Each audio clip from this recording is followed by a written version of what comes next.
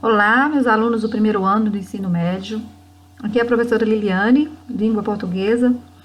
No vídeo de hoje nós vamos corrigir as atividades do PET e as atividades complementares da semana 3. Vamos lá.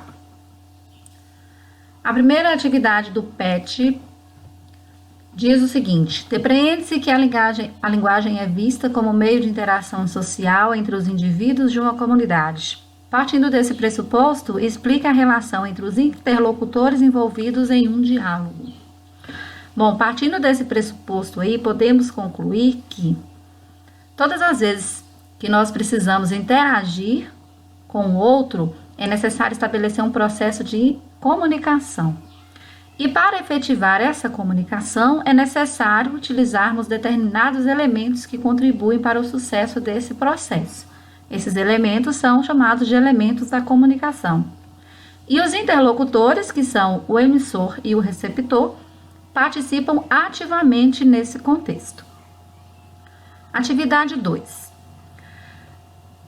Essa atividade propõe a leitura de um poema de Fernando Pessoa, Mar Português, e a partir dessa leitura vocês iriam reconhecer os elementos da comunicação que podemos depreender desse texto. Então, lendo aqui o poema e o seu conteúdo, a gente pode chegar à seguinte conclusão. O emissor, quem está emitindo alguma mensagem para alguém, de acordo com o contexto do poema, quem emite esta mensagem é um eu lírico. E aqui ele está representado por nós, ou seja, os portugueses, primeira pessoa do plural. Quem é o receptor? A quem essa mensagem está sendo enviada? Com quem o eu lírico está falando? O receptor aí é o mar, porque o emissor está direcionando essa informação ao mar. A mensagem, o que diz o poema? Então, a mensagem seria o conteúdo, né? O poema em si. Qual foi o código utilizado? O código utilizado foi a língua portuguesa.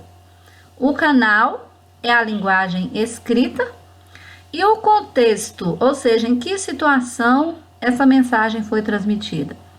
Provavelmente foi colocado isso aí na época das grandes navegações e o lugar seria no mar português, durante uma viagem de navio. Atividade 3. A atividade 3, vocês iriam ler essa frase que foi extraída de um anúncio que vende produtos para a pele. Hoje você é uma uva, mas cuidado, uva passa. Esse anúncio foi extraído da revista Cláudia, no mês de agosto de 1996. Letra A. Comente a superposição de funções gramaticais que recai sobre a palavra passa. Podemos perceber aí que a palavra assume duas funções gramaticais. A primeira função seria a função de adjetivo, porque ela caracteriza a uva. Refere-se a um tipo de uva que seca ao sol em estufa. E ela também possui a função morfológica de verbo, do verbo passar, que significa ficar para trás. Letra B. Explique os efeitos persuasivos provocados por essa superposição. Então, o efeito provocado aí é o seguinte: tal ocorrência reforça a ideia da necessidade de cuidar constantemente da pele. Haja vista que, com o passar do tempo, essa, ou seja, a pele, vai apresentando sinais de envelhecimento, tornando-se semelhante a uma uva passa. Letra C. Discorra sobre a função da linguagem que predomina na frase. Como se trata de um anúncio publicitário e o foco, a intencionalidade discursiva recai sobre o receptor, a finalidade exclusiva nesse anúncio é persuadir o consumidor a adquirir o produto. Tal aspecto evidencia, então, a função apelativa ou conativa da linguagem. Seguiremos agora para a atividade complementar.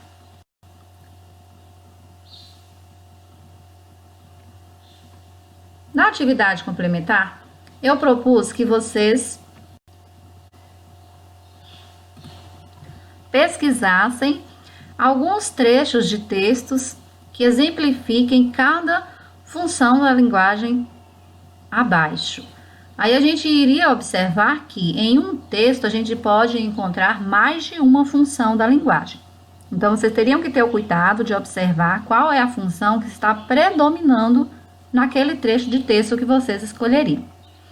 Como a função referencial tem o foco no referente, ou seja, na situação, nós optamos aqui por colocar o trecho de uma notícia que foi publicada no G1 no dia 10 de junho de 2020.